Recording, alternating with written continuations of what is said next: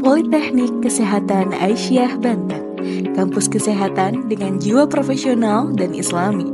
Tempat di mana mimpi besar Anda menjadi tenaga kesehatan dimulai. Bismillahirrahmanirrahim. Assalamualaikum warahmatullahi wabarakatuh. Salam sejahtera untuk kita semua. Puji syukur kita panjatkan kehadirat Allah Subhanahu wa taala, Tuhan yang Maha Esa. Perkenalkan, saya Rina Marliana, dosen tetap pada program studi Sarjana Terapan Poltekkes Aisyah Banten, dengan NIDE 0404 0989 04 dan NUPTK 4236 76766 8230273. Pada kesempatan ini saya akan menyampaikan pengantar atau pembukaan untuk salah satu mata kuliah yang saya ampu, yaitu asuhan kebidanan pada kehamilan, yang merupakan bagian penting dari proses pembelajaran di semester ini.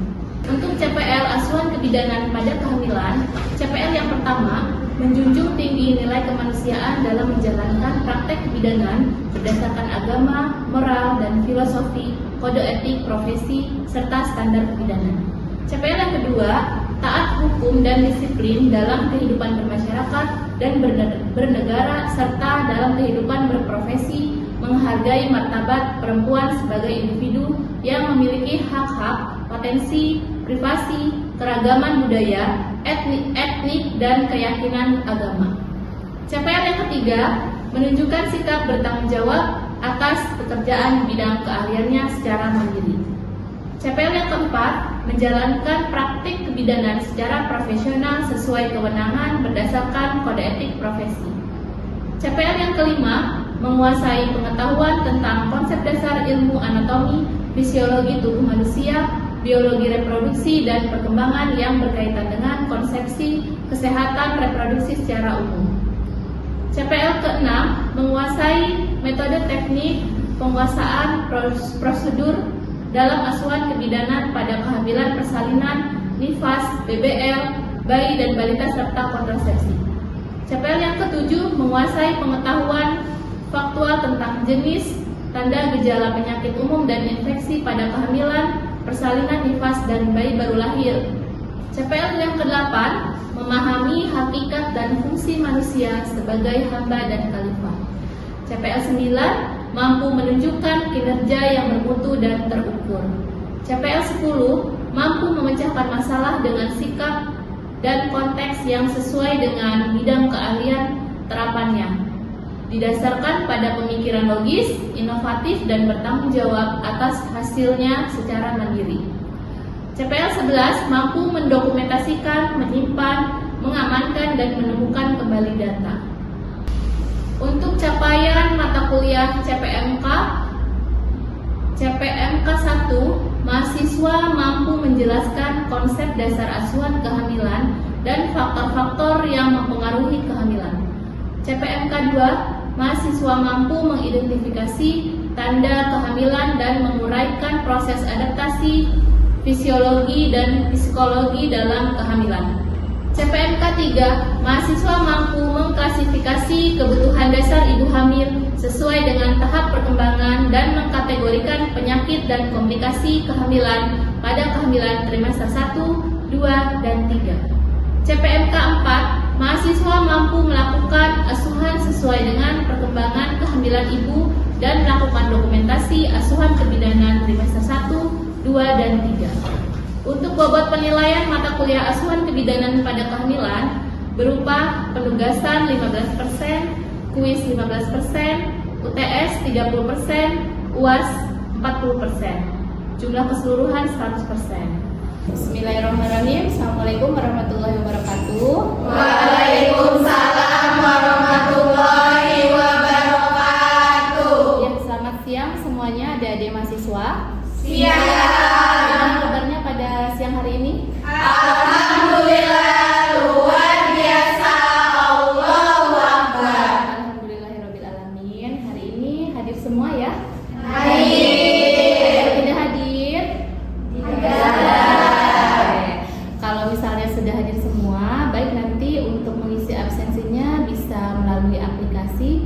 LMS ya, nanti bisa diisi aplikasinya melalui LMS. Silahkan ya. Untuk aplikasi sudah tahu ya? Baik, untuk hari ini sebelum kita perkuliahan dimulai, marilah kita bersama-sama untuk berdoa ya. Berdoa dalam hati dimulai.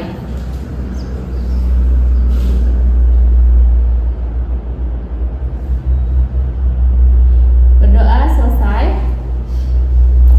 Untuk hari ini kita mau membahas mata kuliah aspek kehamilan.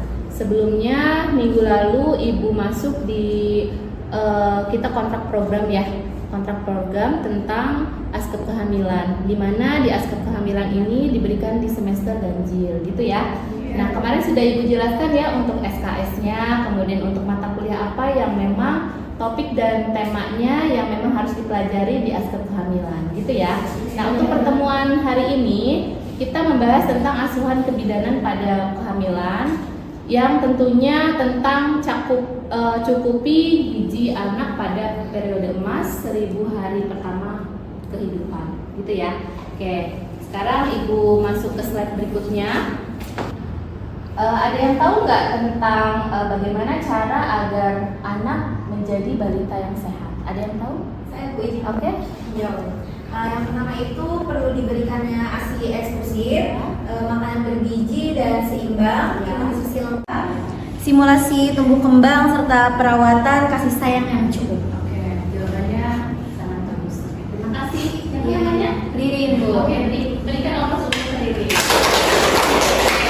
Kita lanjut ke selanjutnya ya. Nah, ini untuk pentingnya ya, sadar penting untuk rutin membawa anak balita ke posyandu juga. Nah, di sini ada dari masa pertumbuhan ya, mulai dari masa konsepsi, kemudian sampai dengan bayi baru lahir ya, kemudian kembang ya, terus sampai ke remaja dan juga sampai ke lansia, itu adalah proses pertumbuhan. Dengan masa periode emas itu, nah masa di mana dari mulai konsepsi sampai dengan usia bayi 0 sampai 2 tahun itu adalah masa di mana masa periode emas.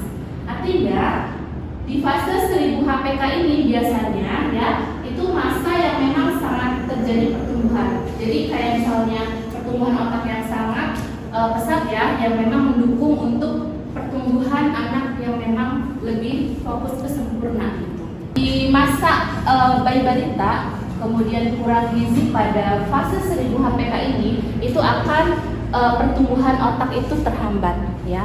Contohnya seperti pertumbuhan fisiknya terhambat, kemudian IQ-nya terhambat ya, kemudian tumbang, bisa menyebabkan stunting ya. Yang kurang itu bisa disebut dengan stunting nggak? Bisa ya. Oke. Nah, kemudian pertumbuhan otaknya yang terhambat sehingga menjadi anak yang kurang cerdas ya.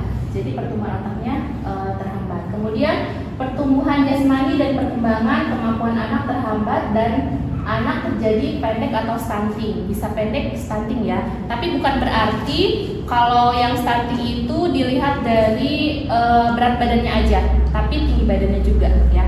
Jadi harus dua-duanya, berat badan dan tinggi badan. Kemudian anak menjadi lemah dan mudah sakit ya. Jadi anak yang sakit-sakitan aja.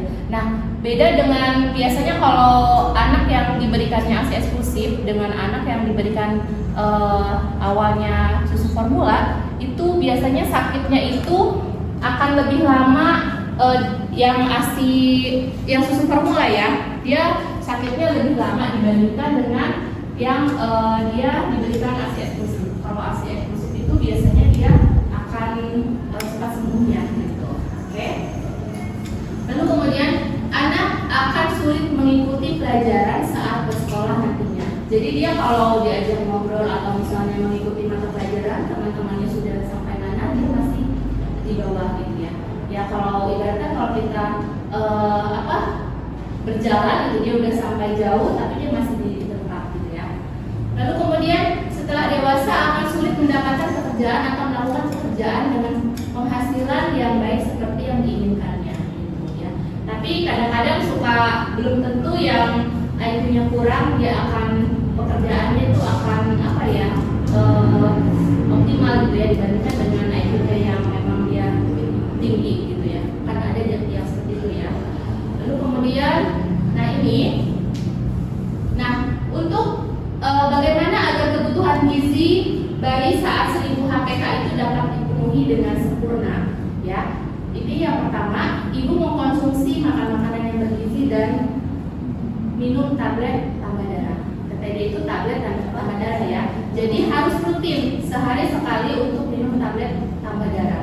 Karena pada saat selama kehamilan, kalau ibu hamil tidak mengkonsumsi tablet tambah darah itu akan menyebabkan anemia, atau bisa juga pada saat proses persalinan itu akan bisa menyebabkan terjadi perdarahan pada ibu postpartum, atau bisa juga pada saat persalinan itu akan menyebabkan ibu postpartum, atau saat proses persalinan akan menyebabkan perdarahan ya. Makanya ibu harus mengkonsumsi tablet tambah darah dan makan makanan yang bergizi ya. Makanan yang bergizi itu apa? Ada vitamin ya, kemudian karbohidrat, kemudian protein ya, mineral, susu itu boleh ya. Asalkan untuk minum susu dengan tablet tambah darah itu tidak boleh digabung ya. Itu harus terpisah. Jadi misalnya pagi susu, minum tablet FE-nya itu malam ya gitu. Tablet tambah darah itu bisa disebut dengan FE ya, sudah pasti. Lalu kemudian menjauhi pantangan ya. Kayak misalnya tidak boleh merokok, minum minuman terlarang kayak misalnya obat keras ya. Kemudian minum minuman yang makanan yang memang terdapat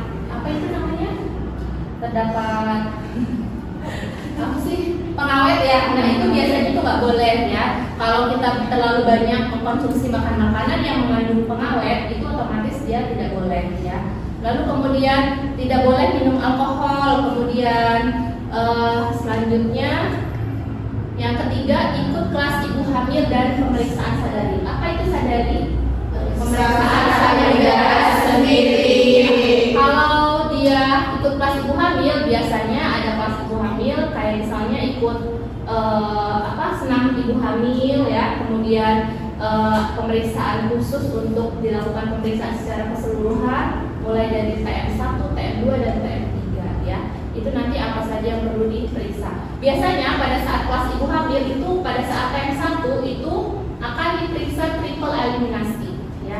Di mana triple eliminasi itu akan diperiksa urinnya secara lengkap dan darah secara lengkap, dari mulai pemeriksaan hemoglobin, kemudian pemeriksaan urin lengkap ya. Pemeriksaan urin lengkap itu contohnya seperti kayak penyakit menular seksual ya, kemudian glukosa ya, kemudian apakah ada kolesterol ya, asam gula dan lain-lain, itu semuanya akan diperiksa secara lengkap ya.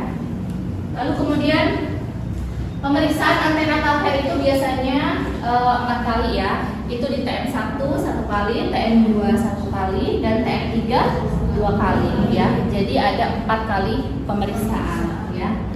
Lalu kemudian ini untuk inisiasi menyusui dini. Ini penting ya. Kemudian yang ke-9-nya menimbang rutin ke posyandu itu 0 sampai 5 tahun itu wajib untuk datang ke posyandu. Untuk walaupun memang dia sudah 5 tahun, tapi tetap kita harus melakukan penimbangan berat badan supaya kita tahu nih apakah si bayi ataupun balita itu stunting atau enggak. Karena kan untuk 5 tahun sendiri Bu, emang 5 tahun masih bisa ya untuk posyandu? Boleh ya, boleh. Jadi boleh itu dilakukan posyandu untuk timbang berat badan, tinggi badan ya, kemudian kesehatan bayinya, diberikan vitamin A ya, terus diberikan DPT combo ya. Nah itu akan penting ya, sangat penting. Oke, ini untuk posyandunya. Nah, oke, apakah sudah Pak untuk materi hari ini? Ada yang mau bertanya untuk materi hari ini? Ya, silakan. Misalnya, apakah ada peran bidan dalam stimulasi dini bayi sebagai bagian dari optimalisasi 1000 hari pertama kelahiran? Ya. Oke, pertanyaan yang sangat bagus ya. Untuk stimulasi bayi baru lahir ya, biasanya mulai dari selain memberikan ASI, selain kita memberikan asupan gizi yang seimbang, kemudian menstimulasi tumbuh kembang anak, kita bisa ajak berbicara, ya. Kayak misalnya stimulasinya berbicara, kemudian ajak dia bermain, ya, kemudian ajak dia komunikasi yang baik, ya. Itu akan menstimulasi anak supaya perkembangan dan IQ dan kecerdasan otaknya itu berjalan. Itu ya, bagaimana jawabannya? Cuma. Terima kasih ya. Ada lagi? Cukup? Oke. Sekarang kalau cukup, ibu yang akan bertanya, ya. Oke. Nanti yang bisa menjawab akan ibu kasih nilai plus ya. Oke. Pertanyaannya siap-siap ya. Oke. Bagaimana cara bidan mengidentifikasi ibu hamil yang beresiko melahirkan anak stunting secara dini? Oke, jawabannya. Jawabannya apa? Bidan dapat mengenali stunting sejak kehamilan melalui pemeriksaan gizi ibu, terus berat badan janin, terus riwayat penyakit ibu, dan juga kondisi sosial ekonomi si ibu dan juga keluarga. Begitu intervensinya itu memberikan makanan tambahan Bu. Terus ada juga edukasi gizi dan juga kunjungan rumah menjadi langkah penting dalam pencegahan dini seperti itu. Jawaban yang cukup menarik dan bagus ya. Kita berikan aplaus untuk